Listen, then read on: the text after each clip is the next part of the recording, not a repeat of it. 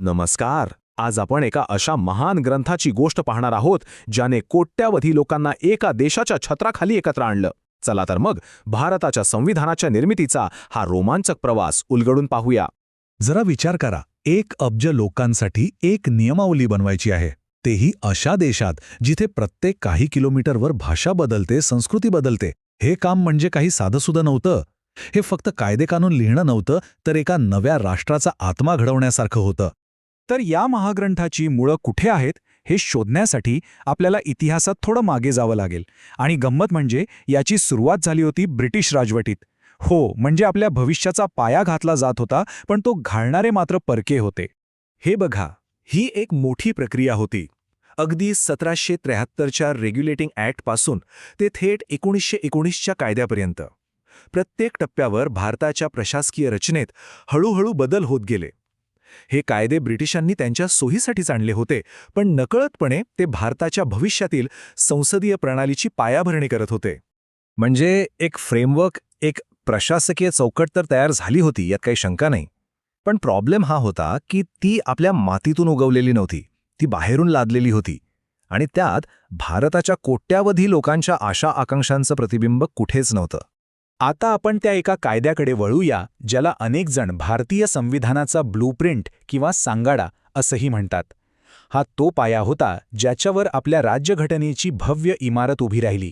60%. हो, ऐकून आश्चर्य वाटेल, पण हे खरंय.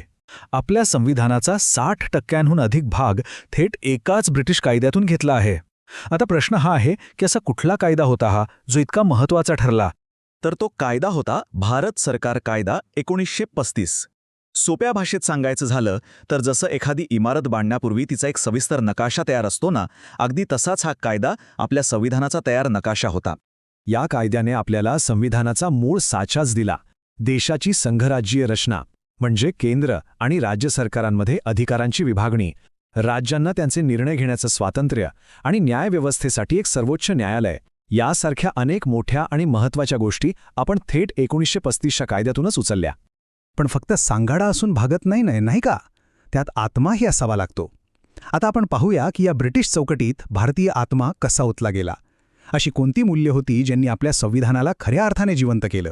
आणि इथेच खरा फरक स्पष्ट दिसतो.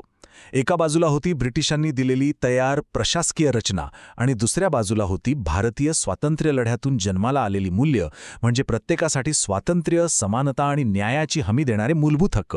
संविधानातील ही मूल्य काही एका रात्रीत आलेली नाहीत. स्वातंत्र्य लढ्याच्या अनेक वर्षांच्या मंथनातून, चर्चेतून ती तयार झाली होती.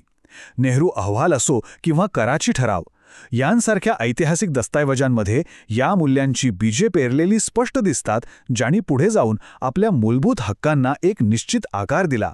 आता आपण त्या ऐतिहासिक प्रक्रियेकडे वळूया, जिथे भारताचेच दिग्गज नेते एकत्र आले आणि त्यांनी या सर्व विचारांना एकत्र करून देशाच्या भविष्याचा अंतिम दस्तऐवज तयार केला.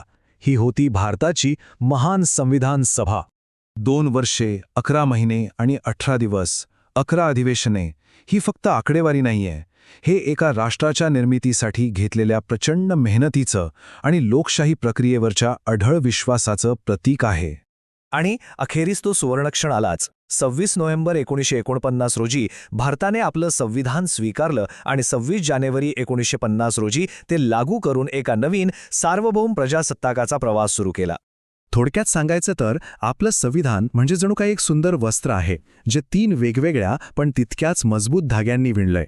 पहिला धागा आहे ब्रिटिशांनी दिलेली प्रशासकीय चौकट, दुसरा धागा म्हणजे जगभरातल्या महान विचारांची प्रेरणा, आणि तिसरा जो सगळ्यात महत्त्वाचा धागा आहे तो म्हणजे आपल्या भारतीय नेत्यांची मेहनत आणि दूरदृष्टी. तर मग शेवटी प्रश्न उरतोच, भारतीय संविधान हे फक्त वेगवेगळ्या ठिकाणांहून घेतलेल्या विचारांचं एक मिश्रण आहे की ते स्वतःमध्ये एक स्वतंत्र आणि अद्वितीय निर्मिती आहे? ह्या प्रश्नाचं उत्तर कदाचित त्याच्या याच गुंतागुंतीच्या इतिहासातच दडलेलं आहे. यावर नक्की विचार व्हायला हवा.